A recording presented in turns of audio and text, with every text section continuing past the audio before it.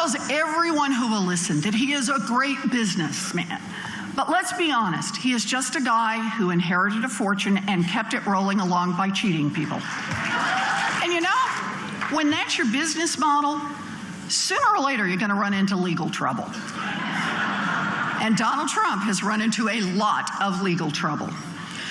Ah, yes, Trump University, which his own former employees refer to as one big fraudulent scheme. Now, many of Trump University's victims ended up deep in debt, sometimes tens of thousands of dollars in debt, and no way to pay it off. Trump's employee playbook said, look for people with financial problems because they make good targets. He even encouraged his sales force to go after elderly people who were trying to create a little financial security because Trump figured they were vulnerable. Now, I taught law for more than 30 years, and you can ask any lawyer in America, and they will tell you that sounds a lot like fraud. And I'm just saying. And by the way, that is exactly what Donald Trump is being sued for. He's being sued for fraud and worse, for targeting the most vulnerable people he could find, lying to them, taking all their money, and leaving them in debt. Now, some of these people are fighting back because in America, we have the rule of law. And that means no matter how rich you are, no matter how loud you are, no matter how famous you are, if you break the law, you can be held accountable, even if your name is Donald Trump. But Trump doesn't think those rules apply to him. So at a political rally 2 weeks ago, and almost daily since then, the presumptive Republican nominee for President of the United States has savagely attacked Gonzalo Curiel, the federal judge presiding over his case.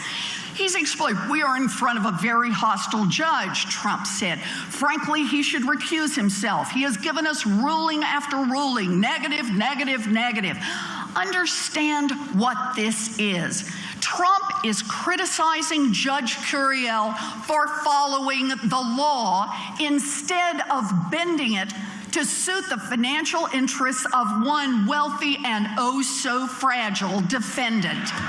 Now, Trump also whined that he's being treated unfairly because the judge happens to be, we believe, Mexican.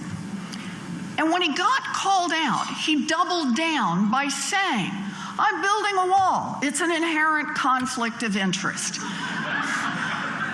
He has personally directed his army of campaign surrogates to step up their own public attacks on Judge Curiel. He's even condemned federal judges who are Muslim on the disgusting theory that Trump's own bigotry compromises the judge's neutrality. You just can't make this stuff up. Now, like all federal judges, Judge Curiel is bound by the Federal Code of Judicial Ethics not to respond to these attacks. Trump is picking on someone who is ethically bound not to defend himself. Exactly what you would expect from a thin-skinned racist bully. What kind of a man is Donald Trump? Donald Trump says Judge Curiel should be ashamed of himself. No, Donald, you should be ashamed of yourself. Ashamed for using the megaphone of a presidential campaign to attack a judge's character and integrity simply because you think you have some God-given right to steal people's money and get away with it. You shame yourself and you shame this great country. Donald Trump says they ought to look into Judge Curiel because what Judge Curiel is doing is a total disgrace. No, Donald, what you are doing is a total disgrace. Race baiting a judge who spent years defending America from the terror of murderers and drug traffickers simply because long ago his family came to America from somewhere else. You, Donald Trump, are a total disgrace.